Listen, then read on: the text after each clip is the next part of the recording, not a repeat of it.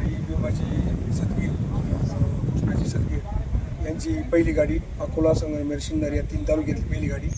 त्यावेळेस ही आणि नाशिकला एक पाटील म्हणून होते त्यांची जावा गाडी होती आणि नाशिकला या 2च गाड्या रिपेअर करायच्या आणि त्यावेळेस याला नगर आणि नाशिक जिल्ह्यातल्या या 2च गाड्या, ती जावा आणि ही राजूत गाडी। याच गाडीवर भीमाची कृष्णाची सदगीर अपक्ष निवडून आले कनोऱ्यापासून तर शिर्डीपर्यंत 76 गावामधून याच गाडीवर स्वतः रस्ते म्हणून असा प्रवास करायचे आणि तीच गाडी आज जपणूक करून ठेवलेली आहे।